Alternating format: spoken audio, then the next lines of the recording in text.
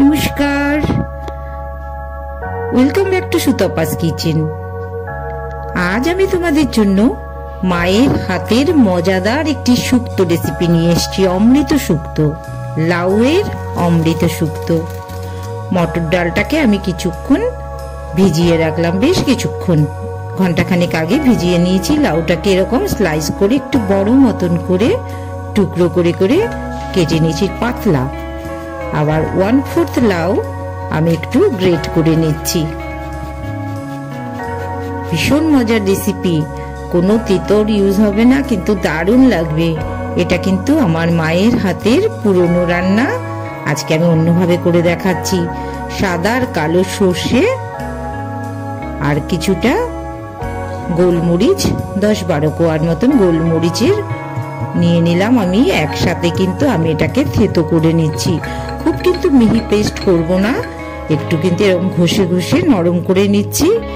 একটু দানা দানা অবস্থায় কিন্তু আমি রেখে দিচ্ছি। সর্ষেটা ক্র্যাশড করে রাখলাম।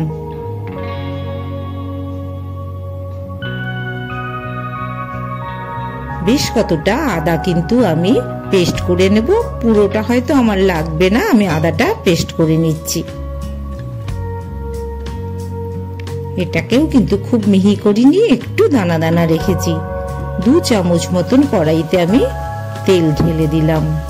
2 শুকনো লঙ্কা, 2 তেজপাতা আর 1/2 চামচ মতন 5 ফোড়ন আমি ফোড়নে দিয়ে দিলাম।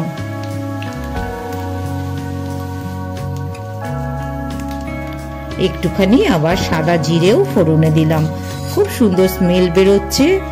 যখন আর একটু পরেই কিন্তু আমি একটু ভালো করে নাড়াচাড়া করে নিচ্ছি, লঙ্কাটা একটু ভাজা ভাজা হয়ে এসছে, তখন কিন্তু আমি ওই যে সর্ষেটাকে যে আধ ভাঙা করে রেখেছিলাম সেই সর্ষের পেস্টটা কিন্তু এই ফোড়নে দিয়ে দিলাম। একটু ভালো করে একটু ভেজে নিচ্ছি, খুব বেশি ভাজবে না, তাহলে কিন্তু তেতো হয়ে যাবে। একটু হালকা যেই ভাজা ভাজা হয়ে আসবে তখন কিন্তু আমি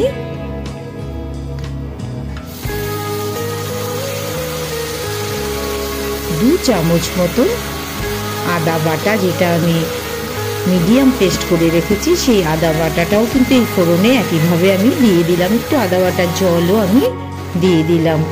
তাতে কি হবে, সর্ষেটা কিন্তু তেতো হবে না, সুন্দর টেস্ট আসবে। এবার আমি লাউয়ের যে স্লাইস করে যে পাতলা পাতলা করে কেটে রেখেছিলাম সেই লাউটা এই ফোড়নের মধ্যেই দিয়ে দিলাম। এই রান্নার কিন্তু একদম আলাদা চমক আছে। তোমরা যদি এই একইভাবে যদি করে থাকো তাহলে কিন্তু ভীষণ মজা লাগবে। বাড়ির ছোট বড় সবাই কিন্তু এটা ভালোবাসবে। এটাতে তো কোনো তেতো ইউজ হয় না, তাই সবারই কিন্তু ভীষণ সুস্বাদু লাগে। এই যে জলটা যখন বেরিয়ে আসবে তখন ভালো করে দেখো, জলটা বেরিয়ে এসছে। এখন কিন্তু আমি ওই গ্রেটেড লাউ যেটা আছে সেটা কিন্তু আমি মিশিয়ে দেবো। একটু স্লাইসগুলো একটু নরমও হয়ে এসছে, এখন এই গ্রেটেড লাউটা মিশিয়ে দিলাম আমি। আবারও একটু কষিয়ে নিচ্ছি।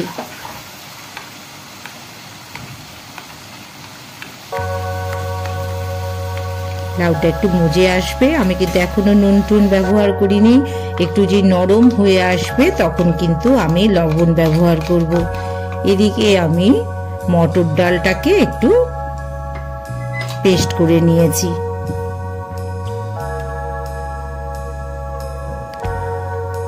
হাফ চামচের মতন লবণ মিশিয়ে দিলাম, একটু 1/3 চামচ একটু চিনিও মেশালাম একটু টেস্টের জন্য।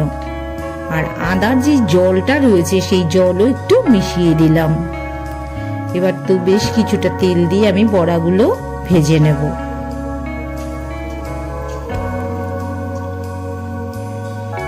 ছোট ছোট করে বড়াগুলো ভেজে নিচ্ছি। বাচ্চারা অনেক সময় লাউ খেতে চায় না, তোমরা যদি সবাই যদি এভাবে চেষ্টা করো তবে অবশ্যই বাচ্চারা পছন্দ করবে। তোমরা করে দেখো, খেতেও যেমন টেস্টি হবে, একদম অনুষ্ঠান বাড়ির মনে হবে কোনো রেসিপি করা হয়েছে।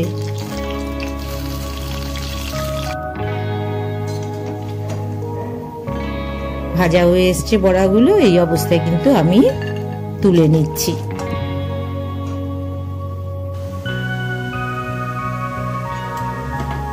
লাউটা বয়েলড হচ্ছে। এবার আমি একটু 1 চামচের মতন লবণ মিশিয়ে দিলাম।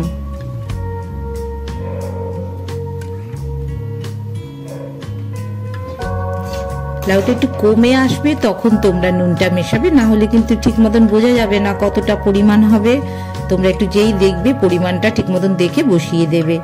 2 চামচ মতন আমি ময়দা ব্যবহার করছি। ওদিকে কিন্তু লাউটা বয়েলড হচ্ছে।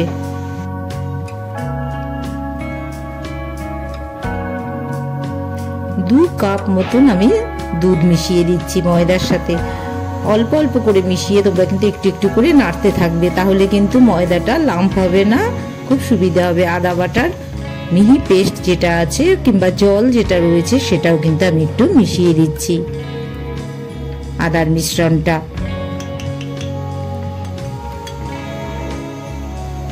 একটু ভালো করে মিশিয়ে নিচ্ছি, যাতে কোনোভাবে যেন ময়দা দলা পাকিয়ে না থাকে।